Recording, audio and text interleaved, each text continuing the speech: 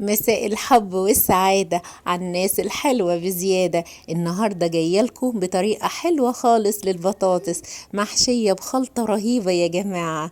هيحبها الصغير قبل الكبير، وهتبقي أجدع شيف في بيتك. يلا بينا نشوف هنعملها ازاي.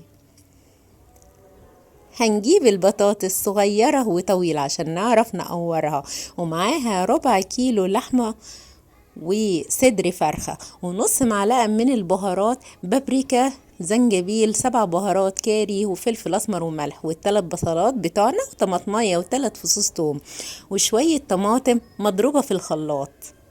هنجيب اللحمة بتاعتنا والفراخ ونحطها في الكبة علشان تتفرم. شفتوا حلوة ازاي؟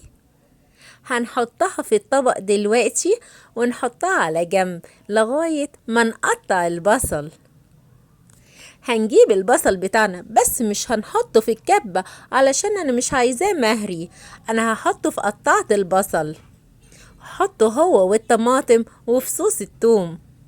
تعالوا بينا نجهز الحشوة بتاعتنا.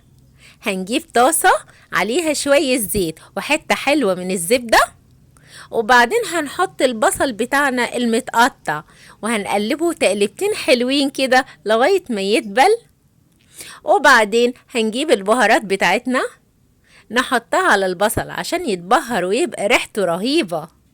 ومننساش نحط ورق اللوري 5-6 وحدات كده عشان الطعم يبقى حلو مع بقية البهارات. هي جاهزة كده دلوقتي عشان يتحط لها الميكس بتاع اللحوم. هنجيب اللحمة والفراخ وهنقلبها على البصل تقلبتين حلوين كده، وهنسيبهم على النار لغاية ما تستوي حوالي 10 دقايق. ما تكتريش عشان ما تتحرقش منك.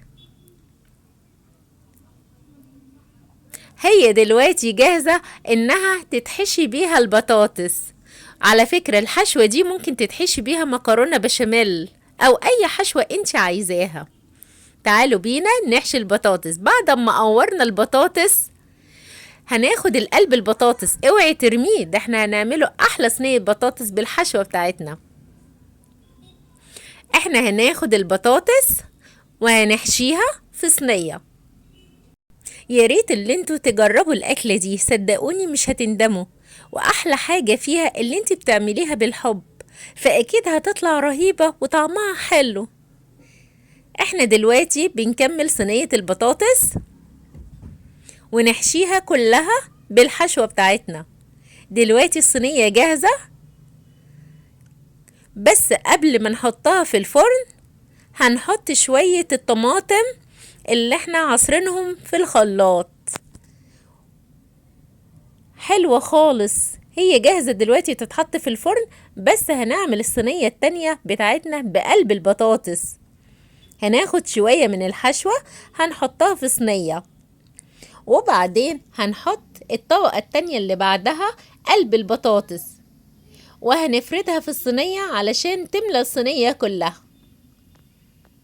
وهنجيب بقية الحشوة كلها هنحطها الطبقة اللي على الوش، الطبقة التالتة بتاعتها. على فكرة الحشوة دي انا ساعات بحط عليها من فوق بشاميل وتبقى صينية بطاطس بالبشاميل، بتبقى حلوة خالص يا جماعة.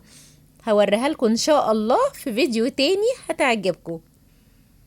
بس انا النهاردة هحط عليها شوية الطماطم المعصورين بشوية ملح وشوية فلفل اسمر عشان تعمل الوش الجميل البرونزي. هي الصينيتين حلوين كده.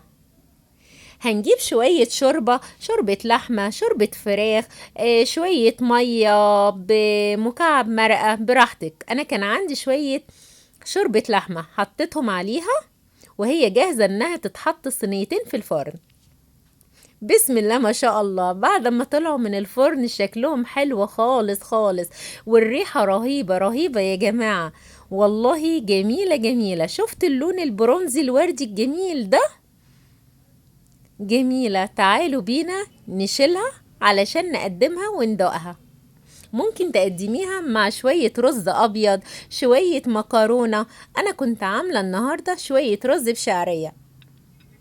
حطيت بطاطستين حلوين كده من المحشية، وهنروح ناخد شوية بطاطس من الصينية التانية.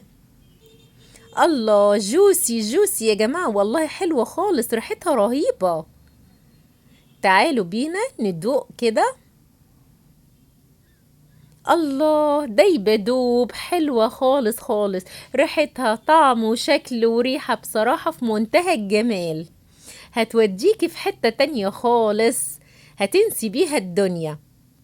تعالوا نقطع البطاطسية التانية، دايبة دوب، حلوة خالص، والحشوة مليانة في البطاطس، هيحبوها ولادك خالص. انا شكلي كده اللي انا هخلص الطبق، يا عيني هم مستنيين اللي انا اخلص علشان ياكلوا، بس هي يا خبر ابيض مش راضيه تتقطع خالص، عماله تدوب دايبه دوب في الشوكه. انا هاكلها بالمعلقه احسن، والاحسن من دي ودي اللي احنا ناكلها بايدينا، والله زي المحشي كده، حلوه خالص خالص. اوعي تاكلي صوابعك وراها. اتمنى اللي انتوا تعملوها وتجربوها، صدقوني هتحبوها قوي. واستنوني إن شاء الله مع أكلة جديدة وطبخة جديدة من مطبخ كوكي، كل الناس بيحبوكي.